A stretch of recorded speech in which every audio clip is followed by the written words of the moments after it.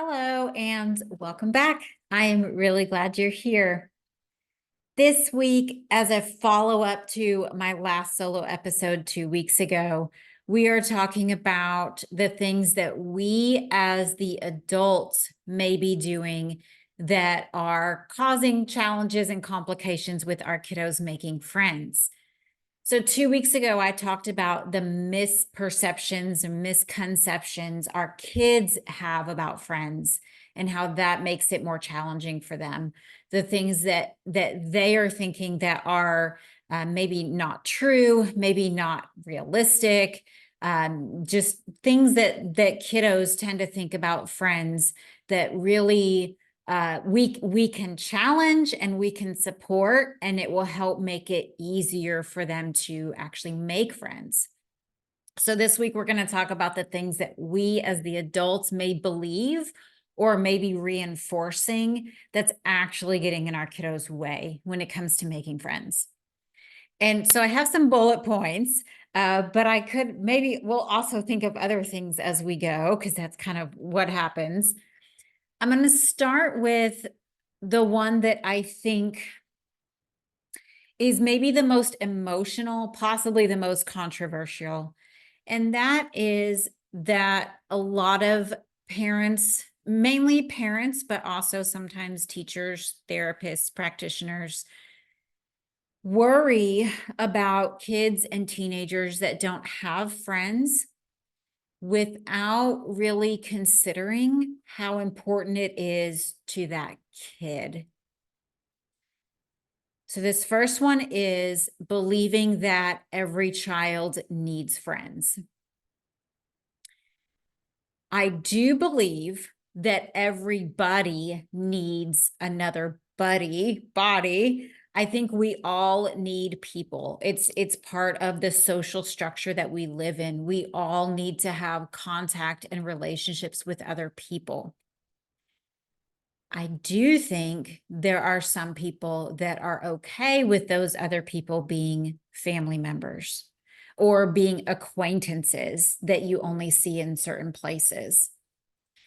And I think this is especially true when some of our kids are less socially aware.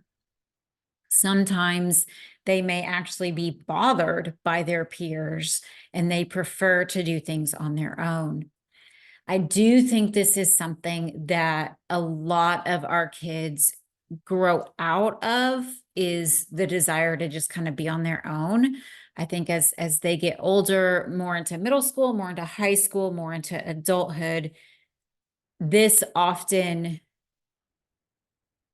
feeling often passes. But it's not that uncommon that I've seen it in kids where they aren't totally interested in having friends. A lot of times they're fine being around other people. It's not that they want to, live in an isolated world, but they just don't really see the need for actual friendships, because that's a different level than just being in class with 20 other kids, or being on a basketball team, with 15 other kids. Friendship is a totally different level, as we talked about a couple weeks ago. Because of this, I think it's really important that if we as the adults have a goal, a desire, a wish, a dream for our kiddo to have more friends, that they also have that goal or desire or wish or dream, even if they're not consciously aware of it. It may be things that you've heard your child say. Maybe you've heard them mention that they don't have friends.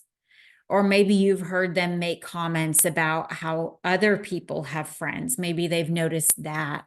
Maybe they don't talk about the word friend specifically, but they talk about feeling lonely or feeling left out or feeling different. These are all things our kids may say that help us recognize that they're feeling a lack of connection to their peers. So it doesn't have to be that they've specifically talked about friends, but just that we've noticed they have noticed that they're feeling a bit disconnected from their peers. That's what we're looking for.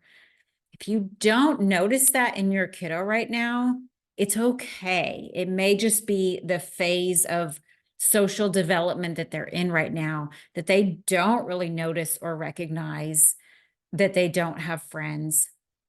But if it's not that important to them right now, we want to be mindful and careful about putting them in programs or interventions that are designed to have an outcome that they don't really care that much about. Unless it's something that they may get secondary benefits from. For example, if you put them in a Dungeons and Dragons group because they really like Dungeons and Dragons, maybe your intention is for it to be a social opportunity for them. And if they might not care about that, but they may still enjoy being in a Dungeons and Dragons group. So in that case, your agenda may be being met in that group, but so is theirs, even if your agendas are not the same. I would just caution about enrolling, registering, signing up for programs, therapies, that kind of thing that are about socialization and about making friends if that's not something that your child is really going for right now. And again, I do see this as something that kids tend to grow into as they get older. And so that would be a much more appropriate window when kids get a little bit older and a little bit more socially aware to maybe put them in some programs, groups, clubs. And I'm talking about my program, my group, my club, along with all of this. If kids aren't really that interested in making friends, the kids in my program enjoy being in my program for the most part, even if they don't really care about what we're talking about or learning. But that also tells me they would enjoy being most places, hanging out with other people. And so because my program is a learning program, half of it is us spending time learning and practicing and doing. It's not the best program for kiddos who aren't seeking that, who don't see that that's something they would like to have more of in their life. So yes, they are welcome to come as long as they're able to be part of a group. They're welcome to be here. They're welcome to participate. They'll probably have a great time doing so, but it probably isn't really appropriate or necessary if they do not feel the need to connect to other kids more so than what they're doing now. So just something to be aware of is this might not be the time in your kiddo's life to push and pursue friendships if they have not demonstrated that they want that.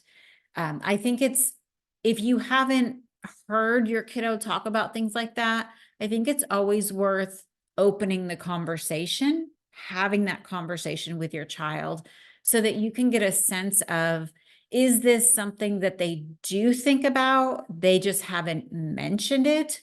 Or is this something that truly is a non-issue for them? Is this something that is just really not something that's important to them? Or do they not have friends, but not recognize they don't have friends? This goes back to what I talked about a couple of weeks ago. Some kids may truly not have friends, but because they have a misconception about what a friend is, they might not actually realize that all the people in their lives are classmates or acquaintances and not actual friends. That happens sometimes when I'm having conversations with kids, is that they come to that realization because we are having the conversation. Most of the time when that happens, when a kiddo comes to that realization that they don't actually have friends, what they have are classmates and acquaintances, that then spurs their desire to make some actual friends. It's just that before the conversation, they weren't aware of the situation they were in, if that makes sense. It makes me kind of think about financial. If one day all of a sudden something happens and you realize you don't have enough money in savings.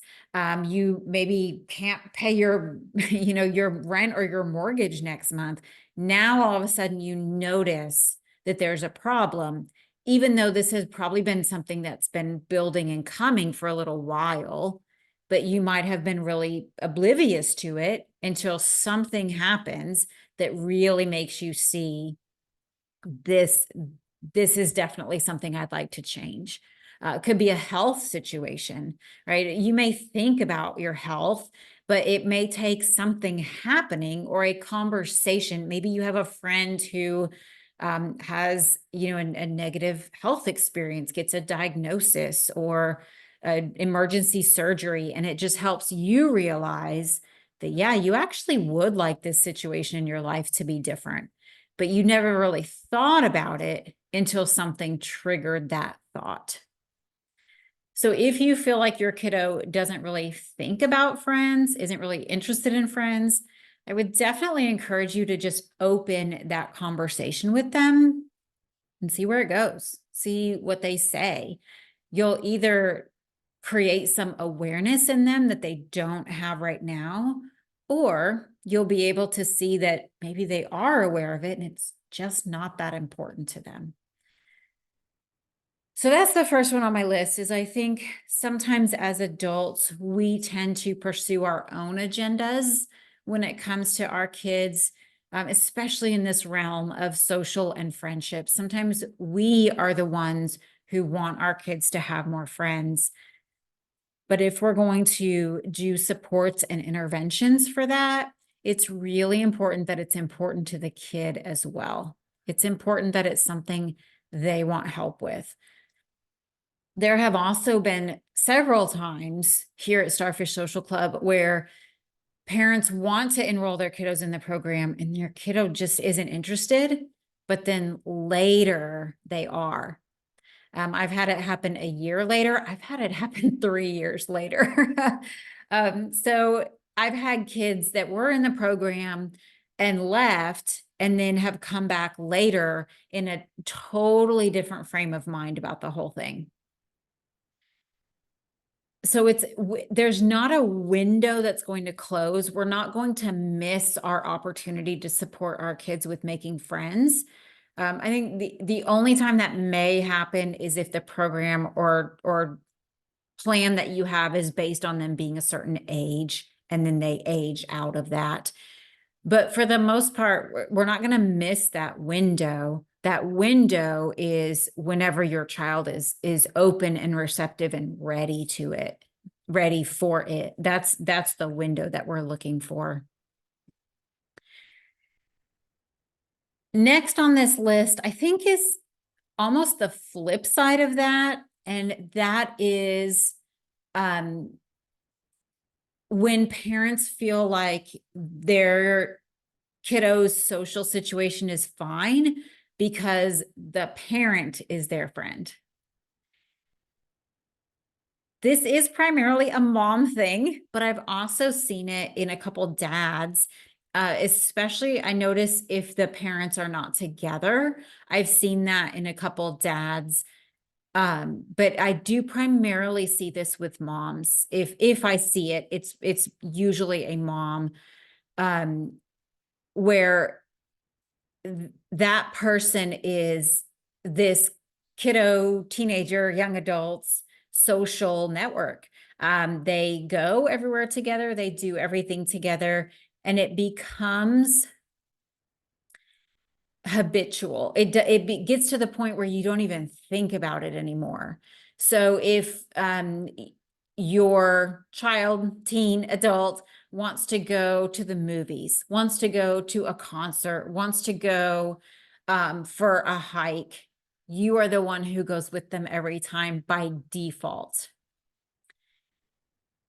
Absolutely nothing wrong with you guys having hobbies and interests and things in common and things that you do together. And we also need to be reinforcing that we are parent, and if our kiddo wants friends, we need to help support them in making friends. I think it's part of it is wanting to protect our kids from the world, the social world. And so it becomes easy sometimes to just kind of keep them in a bubble.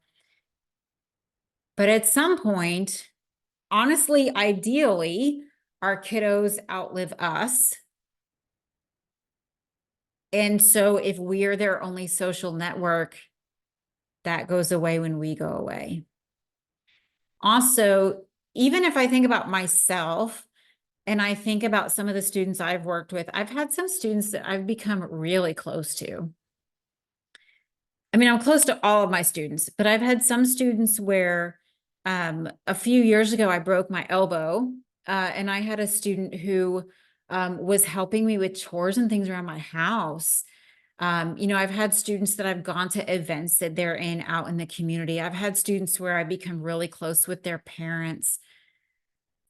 And so even for me, I have to remember sometimes that I am also not a friend because that's not my role at this time in their life. My role is as a teacher.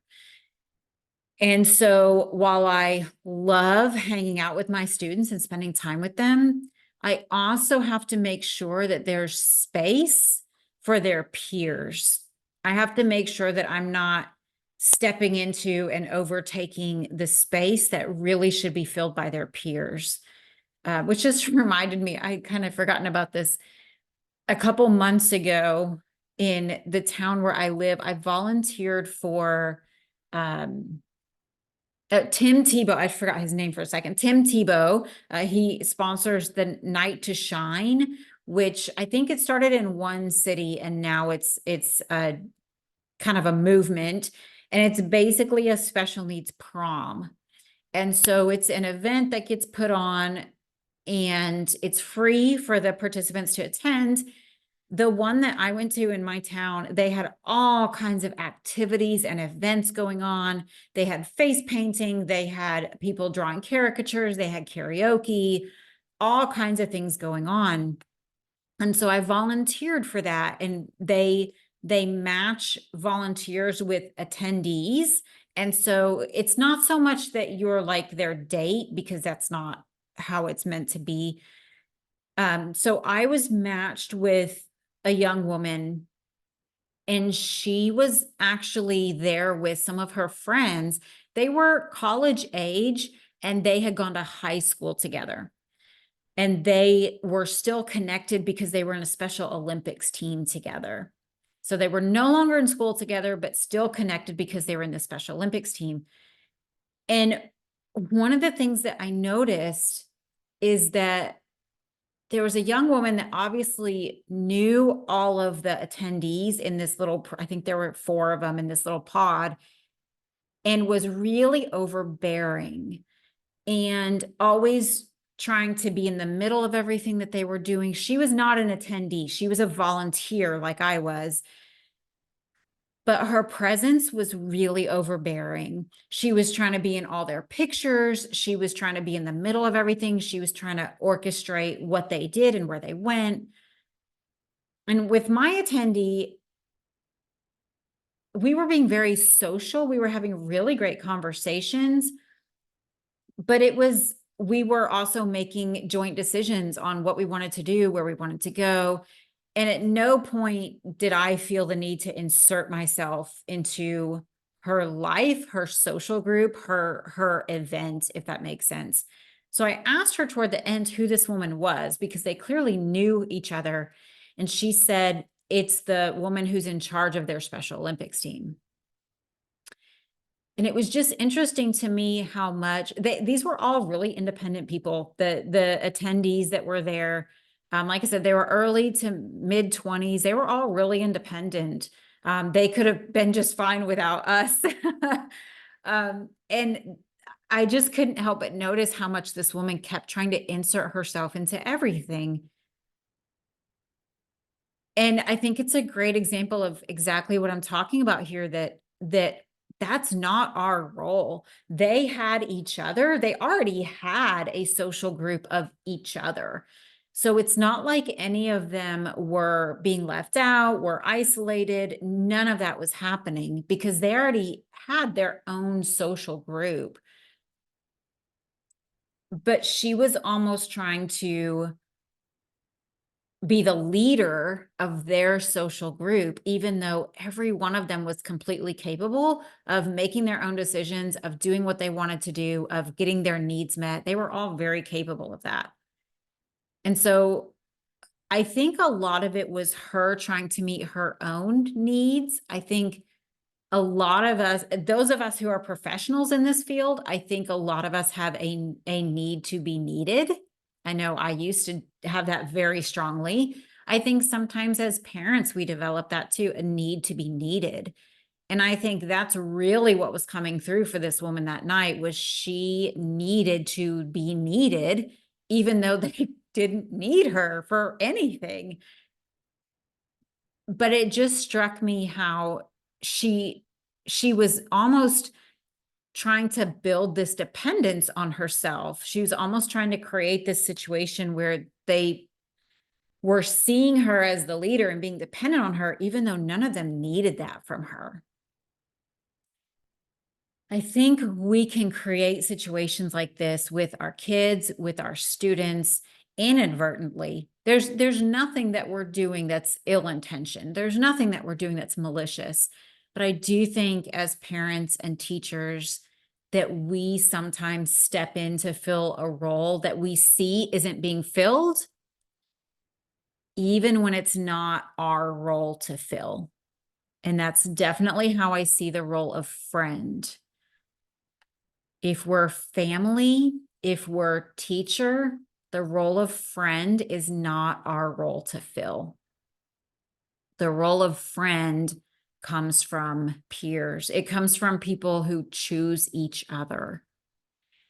And so just want to caution that if you are realizing, maybe even just by listening to this or watching this, that you play the role of friend in your kiddo's life or your student's life,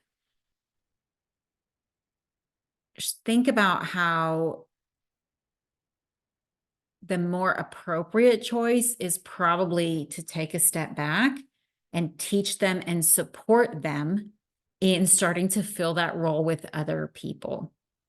Sometimes that looks like taking them to events and activities and dropping them off and leaving, and then going back and picking them up when it's over, instead of staying, instead of chaperoning, taking them and dropping them off instead of hanging out.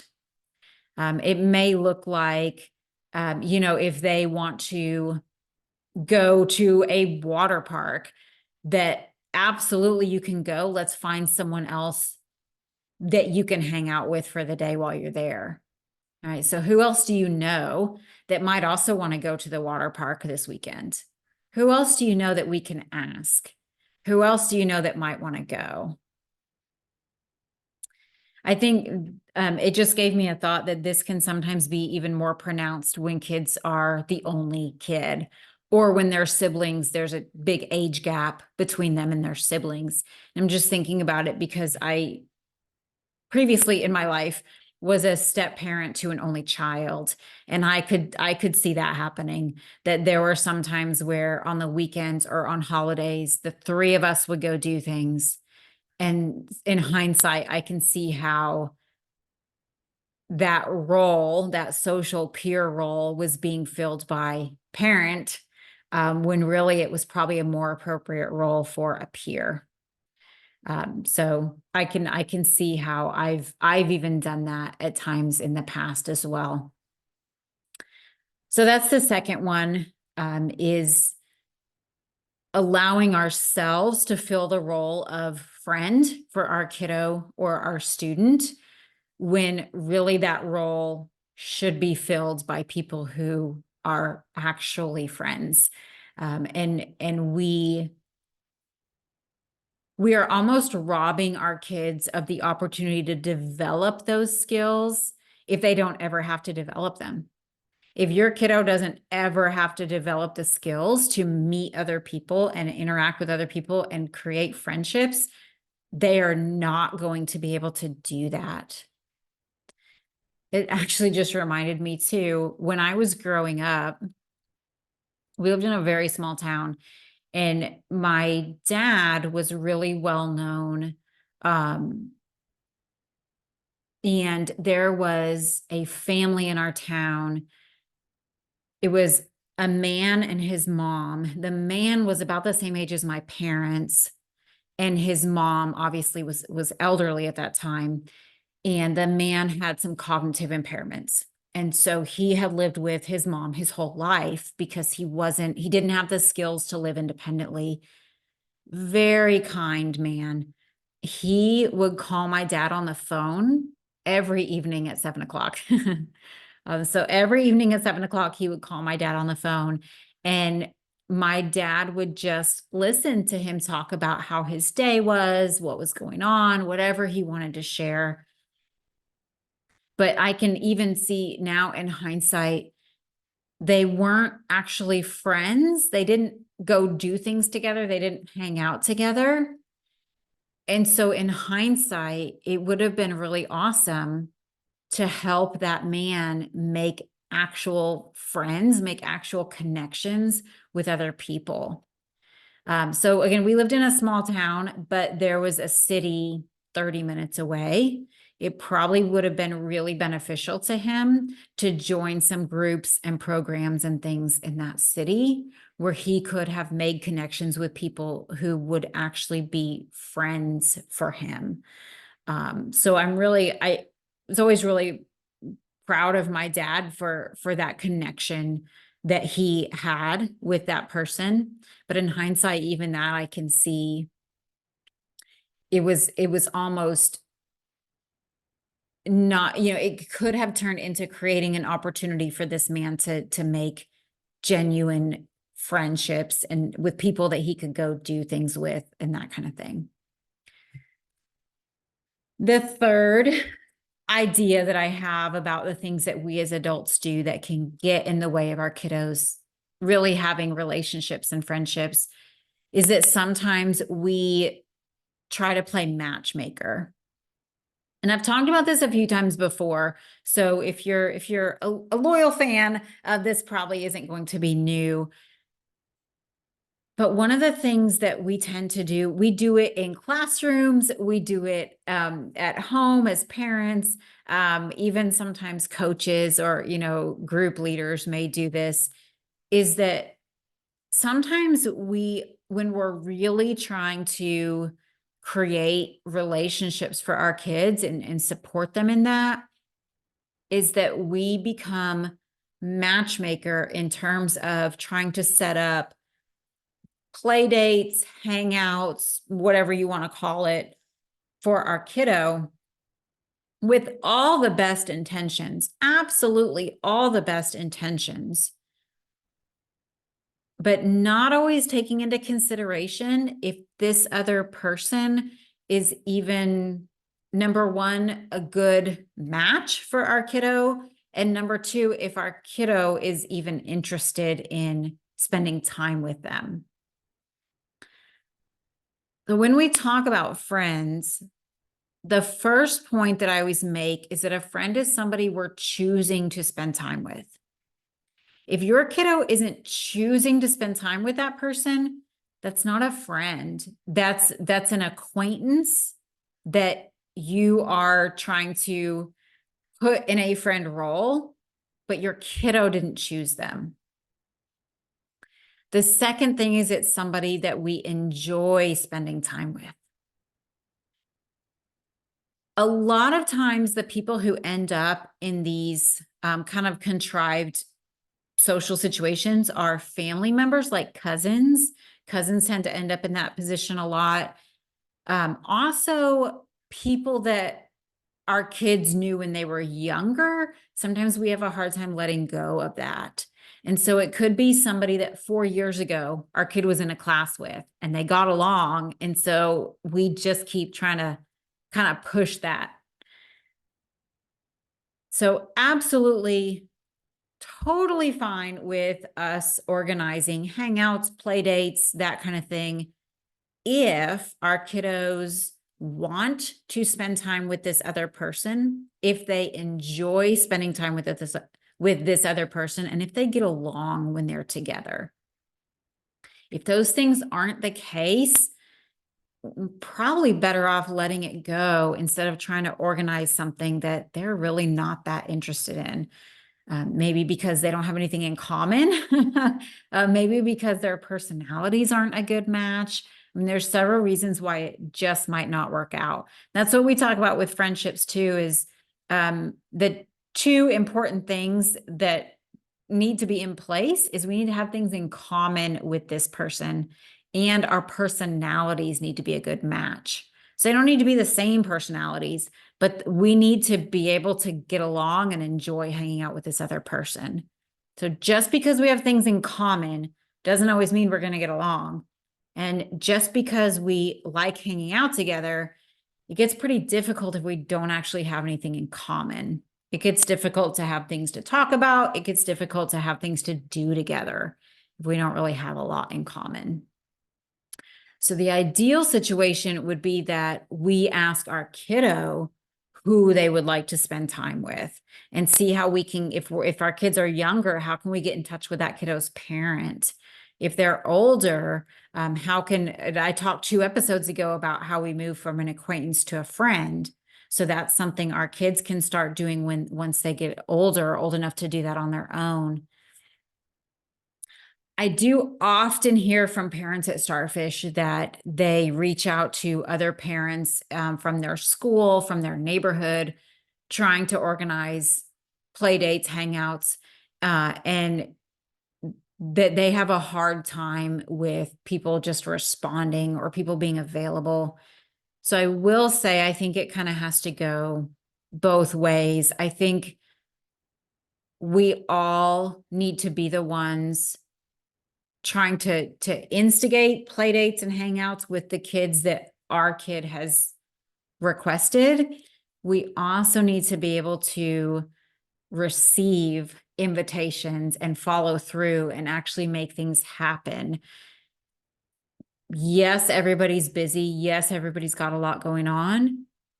But if your kiddo is struggling to make friends, accepting invitations from kids that your kid has agreed, I think is a pretty big deal. I think it should be pretty high on the priority list if this is something that your kiddo's having a hard time with. And it doesn't even have to be a personal invitation. If they get invited to somebody's, this reminds me, I was having a conversation with a kiddo in another country, another side of the world, and she had been invited to a birthday party. She's middle school and was feeling really anxious about going. And so I said to her, what do you think it means that you were invited? You know, what do you think that means? And my thought was that somebody chose to invite her. And her response was, everybody was invited. But that's totally fine. Even if it's something where everybody's invited, put the effort into getting your kid there. Let's get them there. So she felt like it was like a pity invite, right? Well, everybody was invited. I don't think they really want me there, but they had to invite me. That's fine. Help your kiddo go to things like that. That for some of our kids, those are the only things they're getting invited to. So take advantage of that, right? That's a great opportunity for your kid to hang out and be social if that's something that they can handle and tolerate.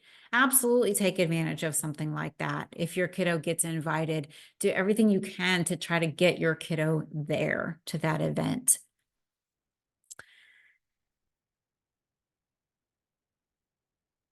Number 4 on my list is that sometimes, especially since most of you guys who are listening and watching are similar age to me, and we did not grow up with all these ways to connect electronically. I think we got a computer in my home when I was a senior in high school. I didn't have a cell phone until I was 20, I think, because that wasn't how the world worked when I was growing up. So I think most of you guys are on that same page with me. We did not grow up that way. So one of the things that has really changed is that with my definition of friendship, the first thing is spending time together. I don't feel like that has to be face to face. I feel like the most important part of that is that we are choosing to do it. So spending time together, in my opinion, can look like texting each other for 30 minutes in the evenings. It can look like playing a game together online that we both chose and scheduled. It can look like FaceTiming. So in my opinion, spending time with another person, quality time with another person, does not always mean that you're looking at each other or that you're sitting next to each other. I think that it can be anything that you guys plan to do together and that you spend the time doing together. Are you, like I said, some kids, from when they get home, they're texting with their friends. That's spending time together. You're choosing to spend that time texting with your friend, or you're choosing to spend the hour of video game time that you get playing online with other people that you know. So I think sometimes it calls on us to be more flexible and adaptable with what we consider spending time with another person. Your kiddo may be spending time with other people that you're not even aware of because it's happening. I mean, obviously we want to monitor that. That just maybe, yeah. We need to know when and who our kiddos are spending time with. But they could be texting with somebody that they exchange numbers with at school. They could be in a group chat with people, and you might not even be aware that they actually are spending time with people, that they actually have made connections to people and they're playing games together online, whatever the case may be. So there's a chance that your kiddo may be connecting to other people and you just might not know. You just might not be aware of it. All right. Number 5 is that I think sometimes, let me think about how I want to say this one. Sometimes we have a preconceived notion about what hanging out should look like or should consist of. And the number one thing that I'm thinking of is that we typically feel awkward and uncomfortable if our kiddo or teen or young adult is hanging out with someone else and they're not talking to each other. We typically feel uncomfortable, but I've had a couple experiences like this and they don't care. If you have 2 people hanging out together and neither of them are that chatty, they are usually totally fine to just hang out together, doing whatever it is they're doing, watching a movie, building Legos, playing on a playground. They are totally fine to just share space together and not have conversations. I'm an introvert and I love time by myself. And I'm doing a lot of road trips and I actually can't imagine having another person with me because I am fine for hours in the car. My kitty goes with me, but she is not a chat companion. I am fine for hours in the car, not talking. And it would be the same way, even if somebody else was there with me. But for a lot of people, that's awkward and uncomfortable. For me, it's not. If you want to talk, that's totally fine. But I don't feel the need to fill all of my time and space with talking. So I think sometimes what happens is we feel awkward and uncomfortable if our kiddo or teen or young adult is hanging out with somebody and they're not talking. But they may be totally fine with that. The other dynamic that I notice, especially at Starfish Social Club, is that you may have a mix of a kiddo who's more quiet and a kiddo who's really chatty. That's a really interesting mix because what I notice is that the kiddo who's more chatty just ends up kind of taking over the conversation, but not in an obtrusive way, just that they like to be chatty. And so they are going to be chatty. And the other kiddo prefers to be quiet. And so they're going to be less chatty.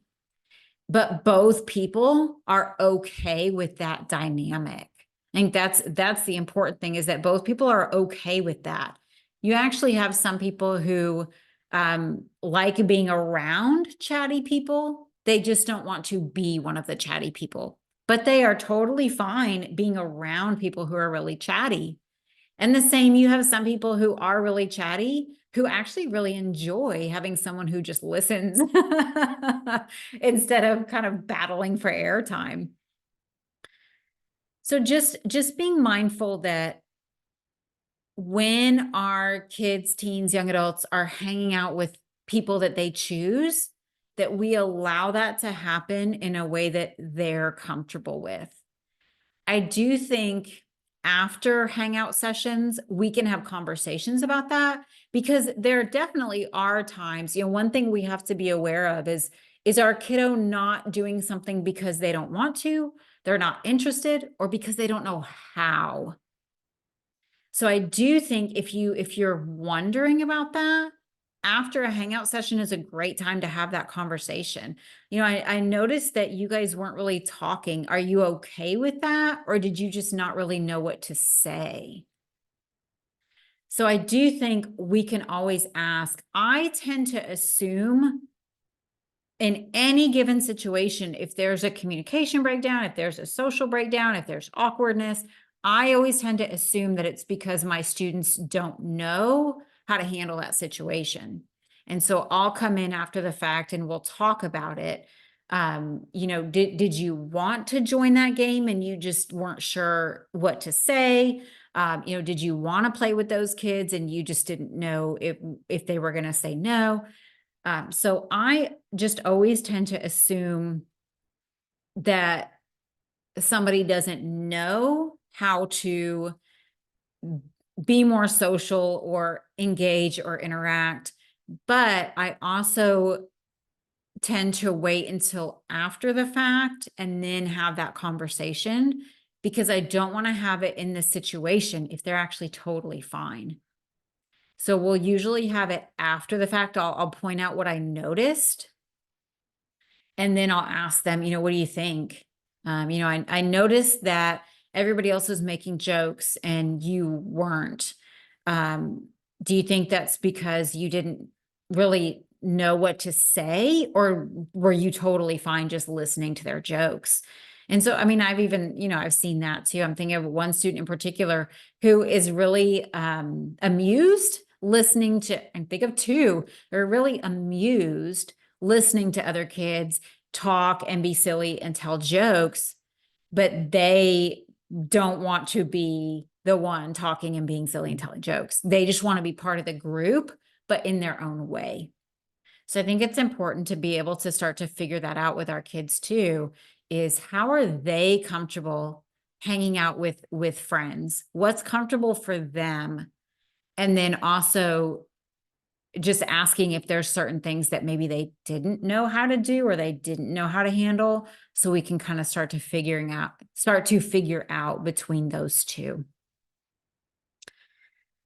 All right. So those are my 5 things that we as the adults may be doing that are getting in our kiddos' way, and some of my ideas, strategies, suggestions on things that we can do differently so that we're actually supporting our kiddos on their journey to make and maintain friendships. As always, thank you for being here, and I'll see you again next week.